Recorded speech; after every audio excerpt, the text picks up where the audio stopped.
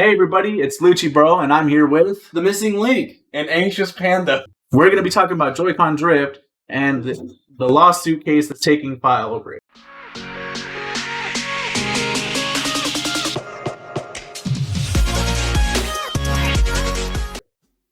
The first lawsuit was filed by plaintiff Ryan Diaz on July 19, 2019 in the U.S. District Court for the Western District of Washington at Seattle. Diaz alleges that Nintendo is fully aware of the drifting defect after numerous online complaints received from its customers, and yet continues to fail to disclose the defect and routinely refuses to repair the joysticks without charge. Nintendo reportedly stopped charging for repair of drifting Joycons and began refunding those who had already paid for a fix, although it did not acknowledge an actual fault with the Switch controllers, although Nintendo only a year ago had the following policy. Customers will no longer be requested to provide proof of purchase for Joycon repairs. The internal customer service details say additionally, it's not necessary to confirm warranty status. If a customer requests a refund for previously paid Joycon repair, confirm the prior repair and then issue a refund. Also, customer support representatives are to guide Switch owners complaining about Joycon Drift through troubleshooting process that if it doesn't solve the issue, they're to issue a repair at no charge. The update comes way of CSK&D, the U.S. law firm behind the lawsuit, who has been reaching out to consumers who contributed to the complaints after Nintendo argued in court that the issue isn't a real problem, and that it hasn't caused anyone any inconvenience. Nintendo was hit with a new Joycon Drift lawsuit in September, which accuses the company of planned obsolescence, a policy of producing goods designed to break so that they need to be replaced. The Switch Lite was also included in the lawsuit. It makes one wonder, will Nintendo admit the truth that they developed a shoddy product? Nintendo is known for sometimes making tech blunders, like the Virtual Boy and the Power Glove, which they'd love to sweep under the carpet. The lawsuit is ongoing, and last we heard it was being sent to arbitration, which means an arbiter, or an unbiased middleman, would be assigned to settle the case out of court. At the time, Nintendo did try to get the case dismissed, but that was denied. Nintendo is also being sued by a boy and his mother over Joycon Drift. The pair have filed a class action lawsuit against Nintendo, alleging the company hasn't done enough to tackle the ongoing issue of Joycon Drift. If you don't know what Joycon Drift is essentially described as a fault in the controller which, after a period of use, causes the analog stick to engage without any input. This can lead to characters or reticles moving on screen. It's annoying to say the least. Nintendo isn't the only one which has come under fire over drifting analog sticks, either with one man suing Microsoft over the same problem. The most recent complaint filed against Nintendo describes how Luz Sanchez, the mother of the Switch-playing child, noticed that the Joy-Cons were registering movements even when her son wasn't touching them within a month of buying the console. After years, Sanchez said the Joy-Con drift became so pronounced that the controllers became inoperable for general gameplay use. Sanchez stated that she subsequently bought another pair of Joy-Cons, but just 7 months later, the issue of Joy-Con drift reared its ugly head once again. The law firm had requested that videos were submitted by October 16th, and it intended to share them with Nintendo's attorneys and the company's representatives. This should even the standings and help the arbitrator side in favor of those affected. We will update you as soon as we know more information about the case. Do y'all think Nintendo is making up for their mistake or covering up the evidence of Joy-Con drift in lieu of the current lawsuit? Lucas, personally, I think yeah, because they're enacting refunds for repairs with proof of purchase. Obviously, they want to make the whole long about it. They're doing repairs for free now if troubleshoots with the customers not working out well. Basically, they're just backtracking, covering themselves, and this was announced, shortly a few days after the incident went into court? Yes. A few days to like a week or so. I think that Nintendo is not trying to necessarily cover it up so much as recuperate from causing the problem. They're now selling the Joy-Cons in singles now, so I mean it's like it's almost as if they're like, hey, you know, we understand that these things break down, so here's one at a time, so you don't have to buy two every time. And I think that's kind of a nice thing. And we just did a video about that went live not too long ago. I think they're just trying to fix the damages on the PR front. Just trying to stop everything going. So of course they're going to offer refunds and fixing Joy-Cons for free and all that bullshit. But I just don't think it's covering up necessarily. It does make me question, because they went back and forth on the issue, that maybe they just don't want to believe it yet. But what do you reckon that's true? They just don't want to believe it? Well, I mean, what Link was basically saying is that now that they're doing these repairs like this, and plus they're selling Joy-Cons from the single, they're on the understanding, and we have even quotes like we said, and they've said, that they know that this remote or the Joy-Con breaks down. So that's why they've issued this change in repairs, and that's why they're selling Joy-Cons by the singles. But I mean, honestly, if you think about it, with that attention to it, it really just brings up into our next question. Do you think Nintendo made Joy-Cons in obsolescence? A lot of people have been thinking the Joy-Cons have been made purposely bad, so that way you would have to pay for a new Joy-Con after a certain amount of time. They wear and tear way too easily, and then they have to get a new one either months or a year later.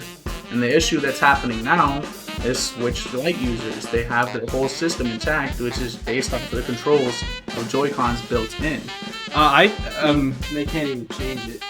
I think they do about it. There's no way that they couldn't, unless they just didn't give QA enough time to realize they were a problem there. But they had to know about it beforehand. Like a couple of years ago when it was first releasing the Switch, they just knew. I'm almost guaranteeing that. They were too quick to make up a recovery plan to when the reports started happening and the case happened. The other problem, I think, is that the Nintendo Switch released too soon when they released it the first time, because it initially had problems with, like, you know, circuits not being wired and things not working correctly, like the power unit falling apart and all that other stuff. Like, they had all kinds of issues. There's also an issue with the dock scratching screens. That came out too. Right after launch, and Switch is bending due to heat, cracks around the plastic. There was a lot of issues, like cosmetically, for the Switch when it first came out as well. That and the glass is basically a thin sheet. If you crack it with ease. You know, it makes me think: is this era for Nintendo just reminds you like 2000 and I believe 2006 Xbox, the Ray Ring of Death? Because, like, you know, they definitely put that off for a long ass time. Okay, so I can see the relation of issue and all, but the thing that's also different is, despite the things that were wrong with the Switch, even when it first released and what's currently wrong with it, it's still fairly popular. It's made quite a bit of sales for one of their consoles that they've made in general. Yeah, it outsold the Xbox One X or Xbox One already. Yeah, by like almost double. A lot of people enjoy it, and let's be real here, it definitely has a way better graphics than any other console that they've worked on ever. I mean, granted, it's also because it's newer tech, but let's be real here, they just put a lot of effort into some of the things of the Switch rather than overall. And I think that when the first time they released the Switch, they may not have tested it too long, and that's why they didn't come up with these issues soon.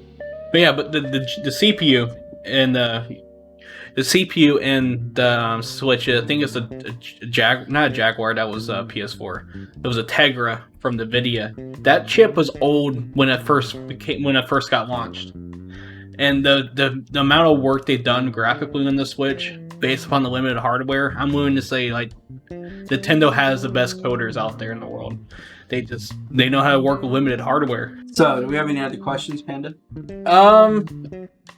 You two are not Joy-Con owners. You're not wrong. Yeah. You two are Switch owners. Have you experienced this for yourselves?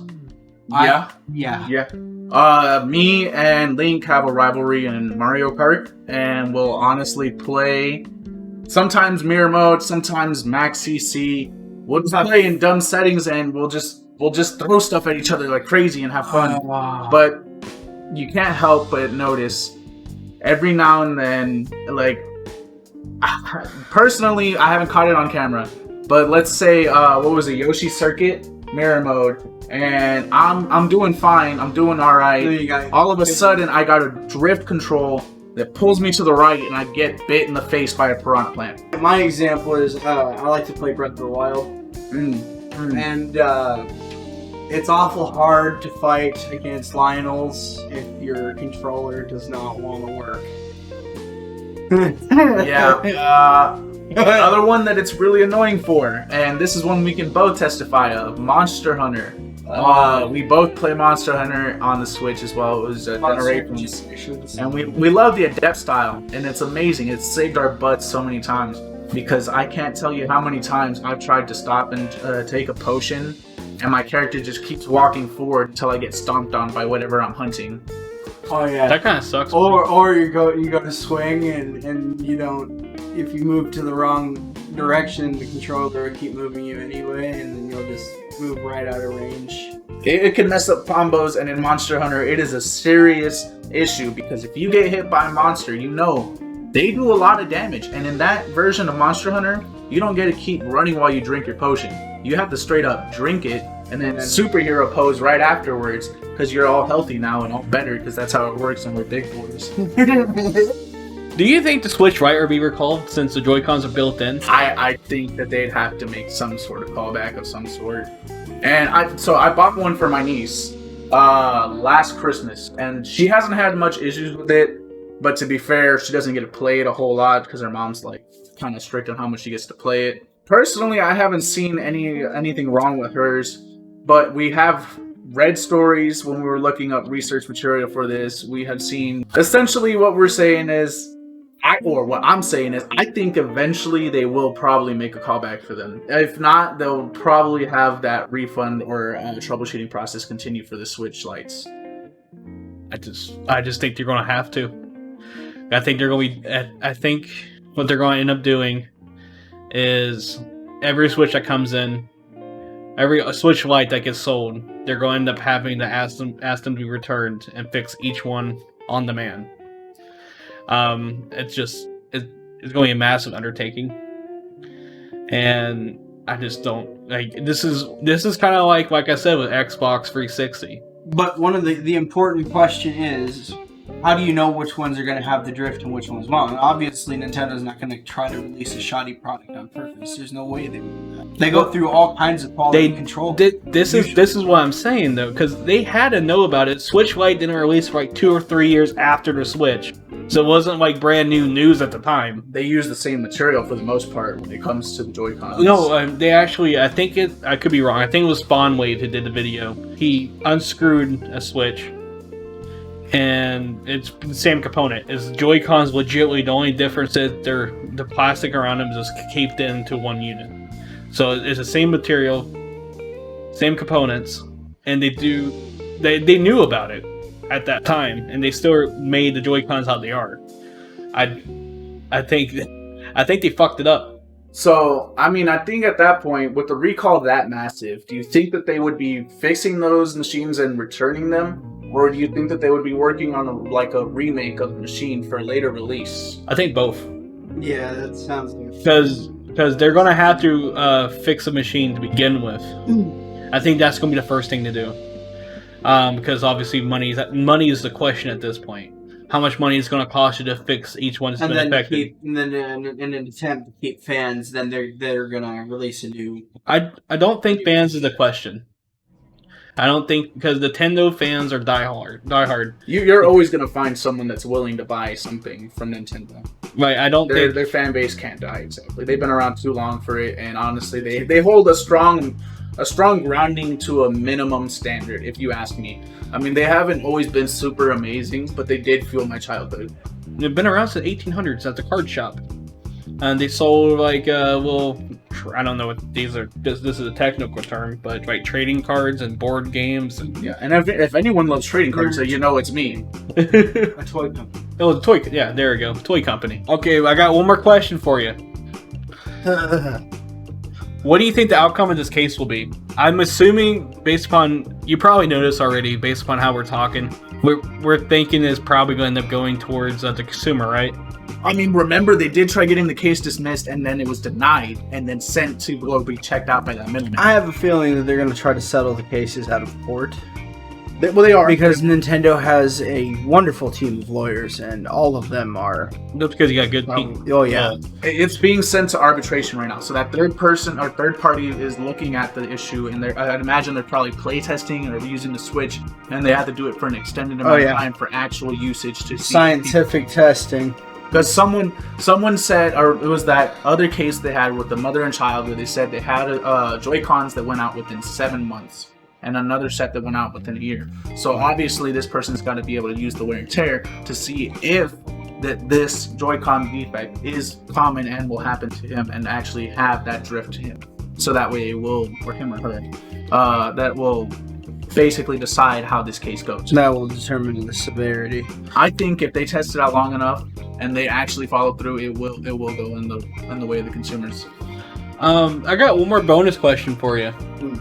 If you were to predict out the percentage or defective switches, what would you say it would be? It's got to at least be 20%. It's my sister's experienced it too. So you're saying out of 100 switches, every 20 is broken? I would say at least. I'd give it 25 to 35 because I would say that, one, there's still a lot of people out there probably rocking first release. Two, there's no escaping the Joy-Con defect. If you ask me, all of them are the same components, same material. And if these were truly made in obsolescence, you're just not going to be able to get away from it. It's just a matter of... I mean, if they were made in obsolescence, then the number skyrockets in my mind up to at least 60%. I was going to say 80. I was trying to get the benefit of doubt. But, you know, in the chance that it wasn't made in obsolescence, they still have the issue nonetheless. So I have to meet on the middle of at least 35. 35? No, I think that's... Yeah, that's fair. That's kind of better than Xbox. I think Xbox had a failure rate of like 75. It was awful. I could be wrong about that. All right, boys and girls. I think we're all set here. Yeah, we're all talked out on it. Go ahead and let us know what you guys think if you want. And thank you very much for tuning in. All right. See you. See you later.